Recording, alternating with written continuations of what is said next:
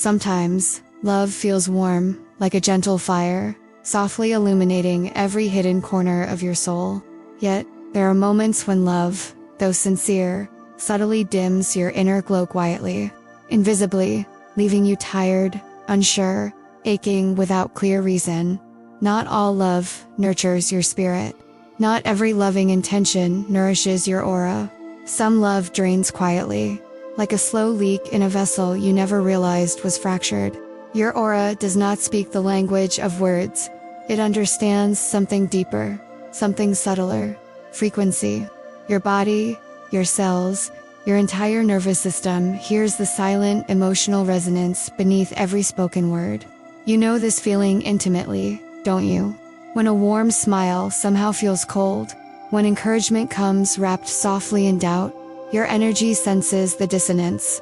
Your aura knows when love is gentle, poison disguised as care. Neville Goddard said, profoundly and simply, "The feeling, imagination, is the only reality." Feelings, silent yet powerful, are images shaped within the minds of those around you. Imagine someone close, someone loving you, sincerely but quietly imagining you stumbling, failing, or never becoming fully yourself. Without words, these emotional pictures shape your reality, silently, invisibly, relentlessly. Quantum physics, guided by the wisdom of Dr. Joe Dispenza, confirms something ancient and true. Every human being emits a subtle electromagnetic field. We are more intertwined than we dare imagine, influencing and shaping each other's inner landscapes through invisible threads of emotion. And you, sensitive, intuitive, deeply feeling, sense these silent signals. Your body speaks this hidden language fluently, whispering truth, intention, peace and harmony, unease and silence. But this journey today isn't about judgment, dear friend. It's not about blaming those who quietly unsettle your aura. This is a compassionate invitation, an awakening to the subtle energies that quietly shape your inner world. It's about reclaiming your right to emotional and spiritual sovereignty, protecting your coherence without fear, without guilt, without resentment. Right now, gently place your hand over your heart. Feel its steady rhythm, the soft drumbeat of your sacred life force. Breathe in slowly, deeply, as if welcoming yourself back home. Whisper softly, quietly, as a secret between you and your soul. My energy is sacred. Stay here, breathing gently, feeling the echo of this simple truth ripple through your body, preparing your spirit to recognize, gently yet firmly, those subtle presences that quietly disrupt your inner harmony. Can you feel this truth reverberating within you? Let this feeling guide you as we softly journey into the hidden profiles of people whose loving intentions, quietly yet powerfully sharpened, sometimes distort your luminous aura. There's a kind of smile that doesn't land. A smile that touches the lips, but never the heart. You've felt it, haven't you? That moment when someone praises you, compliments your path, celebrates your courage, yet, somewhere in the silence behind their eyes, something hesitates. Something doesn't believe you will actually make it. The smiling doubter isn't loud. They don't criticize. They affirm your light, but quietly place a shadow beside it. You're amazing, they say. But, are you sure this will work? And suddenly, the warmth becomes cold. The joy becomes fragile. And you begin to wonder, not because of your own fear, but because your nervous system caught something your mind tried to ignore. According to effective neuroscience, our bodies are exquisitely designed to detect emotional incongruence. Words say one thing, energy says another. And your aura, that delicate and powerful field of perception, feels this contradiction like a soft breeze pulling at a wound you forgot you had. This kind of energy doesn't scream, it seeps. It creeps into your field like fog under a door. It's not direct, it's not obvious, but it drains. It carves little holes in your self-trust, your inner clarity, your sacred sense of direction. And slowly, quietly, you start hesitating where once you felt sure. Neville Goddard taught that imagination, when felt deeply, is the sculptor of our reality. When someone repeatedly imagines your fall, even while smiling at your rise, those unseen visions begin to weave themselves into your energetic blueprint, like invisible fingerprints pressed against the wet clay of your becoming. But there is a way to remain sovereign within this dynamic, a way to soften the impact of doubted praise. It begins not with resistance, but with imagination, the same tool used against you, now turned into a shield. The next time you feel that gentle doubt disguised as care, allow yourself to pause. In your inner vision, surround your body in golden light, not metaphorical gold real, living gold, luminous and warm, wrapping itself around you like sun-kissed silk. Imagine this light expanding gently from your heart, creating a protective field, not rigid, not hard, just present, coherent, clear. This light is your coherence, your boundary without walls, your strength without defense. Let yourself feel the golden field around you now. Let your skin remember what your soul already knows. Your truth is not determined by the vision others hold of you. Your truth is born from the vision you dare to feel for yourself. And if that smile still lingers, soft, polite, doubting, let it be. Let it float outside your field, no longer entering the sacred space of your becoming. Now, take a breath, a slow one, like you're turning a page inside yourself.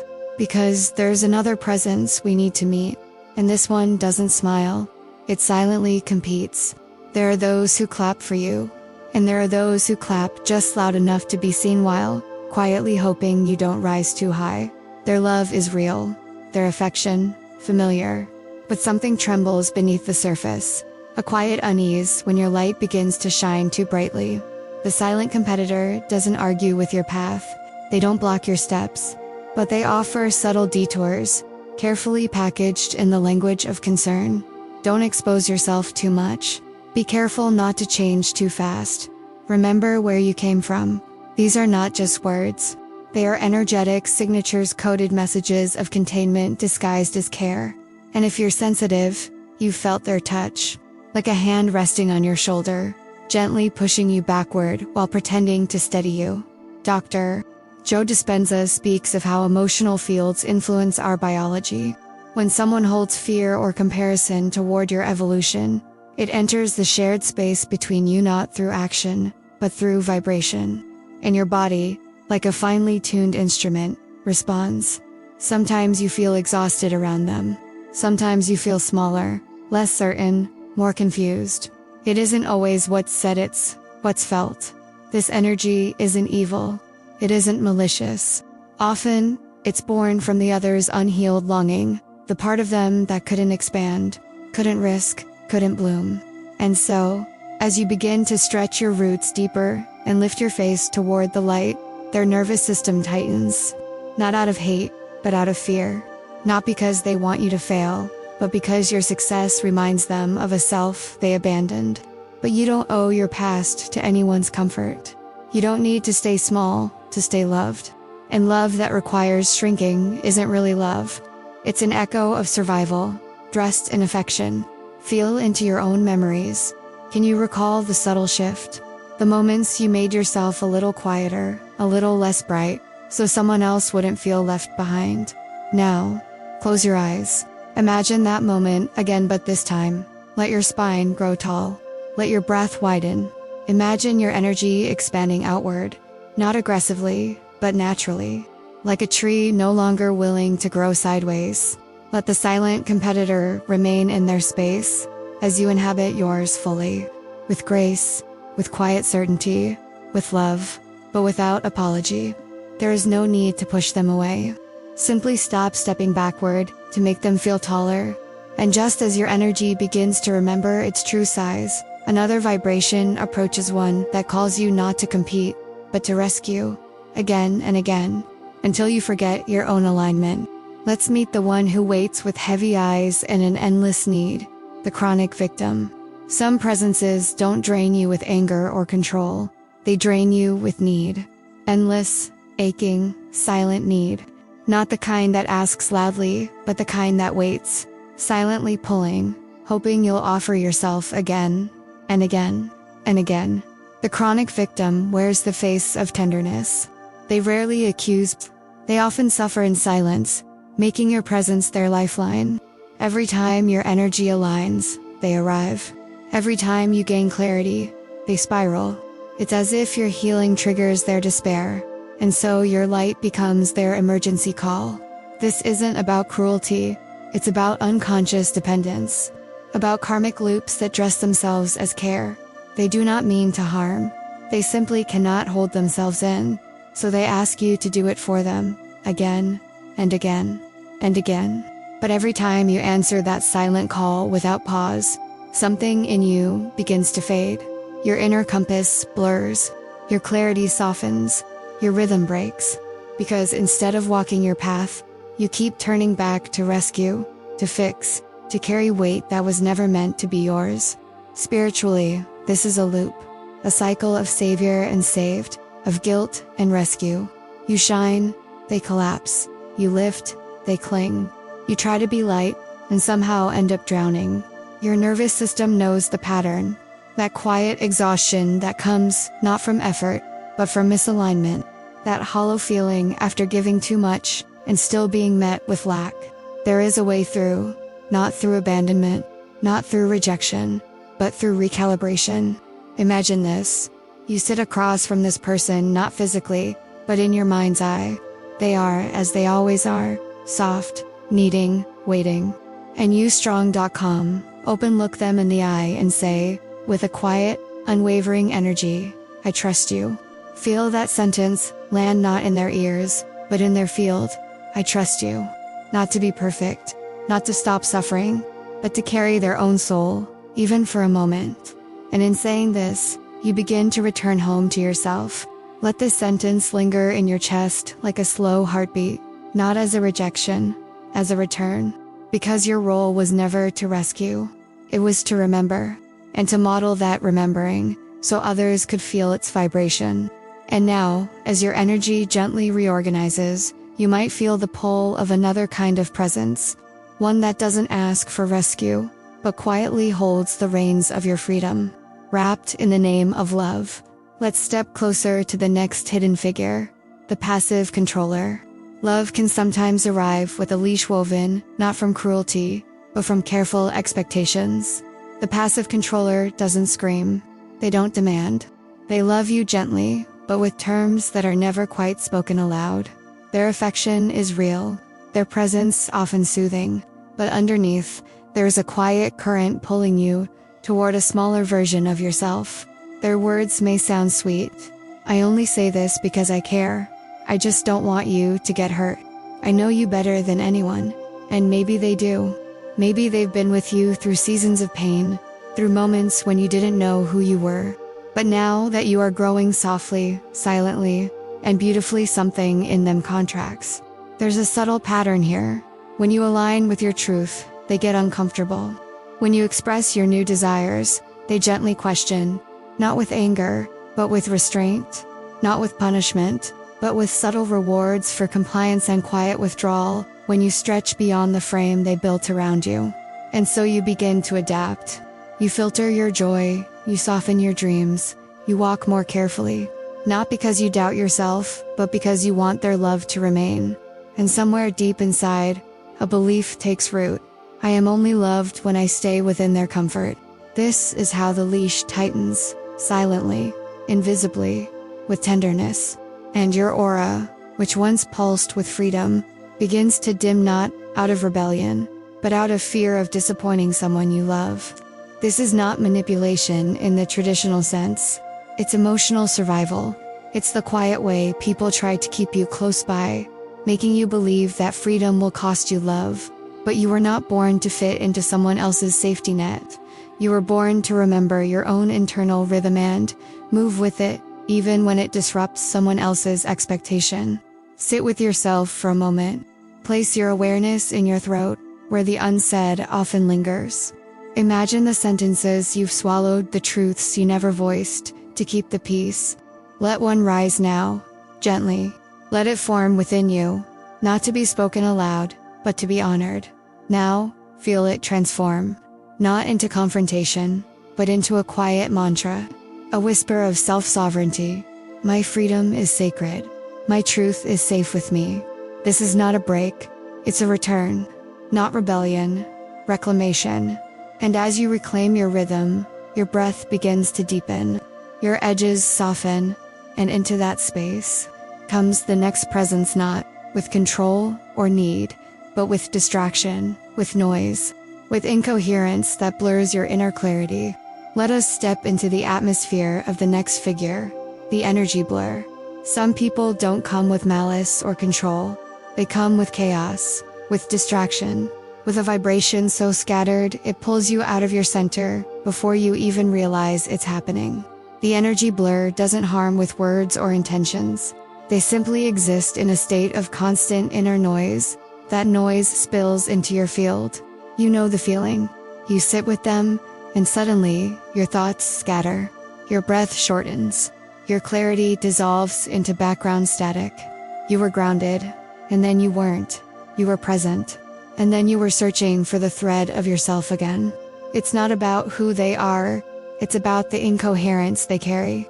Their nervous system is in survival mode, cycling through distractions, talking too fast, jumping between emotions, stories, and worries.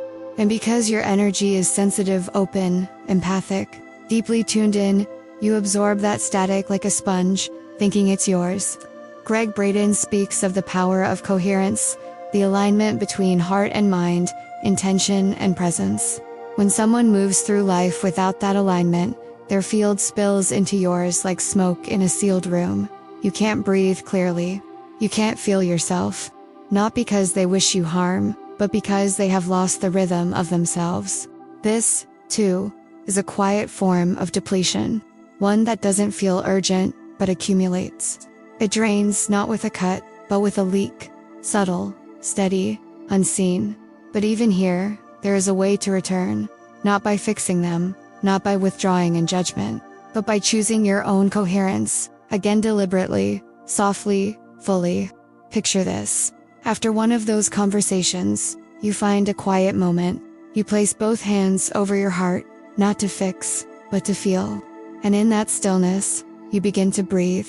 Slowly, intentionally, each breath a soft thread weaving you back into yourself. You remember your name, your frequency, your rhythm. The blur fades, the noise dissolves, and you are home again, not because the world got quieter, but because you did. Let this practice remain with you, not as a rule, but as a rhythm, a way of coming back when someone else's storm sweeps through your garden. And as your energy clears, you'll notice another presence lingering in the shadows of connection, not chaotic, not loud, but silently holding something that hasn't been released. Love mixed with resentment, silence laced with old pain. Let's meet the next figure, the subtle resenter. Some energies don't yell, they don't accuse, they stay close, they smile, they offer warmth and loyalty, but behind their gaze, something remains unresolved, a quiet bruise, a silent ledger. Love, yes, but love that has not fully forgiven. The subtle resenter is often someone who's shared deep history with you. They've walked beside you in moments of pain. They've held space when no one else did. But somewhere along the way, something cracked. A disappointment, a moment of betrayal, real or imagined. A wound they couldn't or wouldn't voice. And so, they stayed. But their staying carries weight, not presence, but pressure. Their affection is tinged with memory. Their silence is not peace, it is a storage of unspoken emotions. Your nervous system feels it. Even when they say, "I'm fine," your body whispers, "Something isn't." You begin to adapt your energy around their quiet wound. You overcompensate. You avoid certain topics. You walk more carefully, not because of what's been said, but because of what's been withheld. This, too, shapes your aura. It's not an explosion. It's a fog. Bruce Lipton reminds us that emotional fields influence even the expression of our genes. What, then, do unspoken resentments do to your emotional biology? To the subtle balance of your inner space. You begin to carry guilt that isn't yours. You begin to question your joy. You wonder if it's okay to grow, to be at peace, to be whole when someone close to you is holding a grudge they never named. And this is not about blame. It's about release. not just theirs, yours. Because you can't walk your path tethered to someone else's silence. There's a quiet ritual that lives inside moments like this. A way to free the energy not by confrontation, but by symbolic release. Imagine this. You write them a letter, not for their eyes, for your own liberation.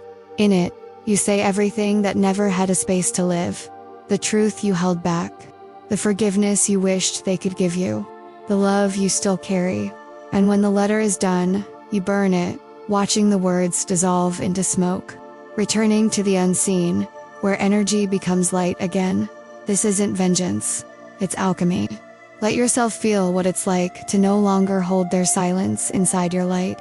And as the smoke clears within you, you may notice another form of entanglement waiting nearby, not born of silence or resentment, but of sameness. A bond that once felt like kinship, but now holds you in the image of someone you no longer are. It's time to meet the next face in this silent dance of energies, the entangled mirror. There are people who don't just see you, they reflect you, or at least, who you used to be. Their connection feels familiar, safe, even comforting at times. But beneath that comfort, something else stirs, a quiet resistance to who you're becoming. The entangled mirror doesn't mean harm. They simply haven't updated their image of you. To them, you are still the version they remembered, the one who was uncertain, afraid, smaller. They speak your old language. They call you by the name you've outgrown.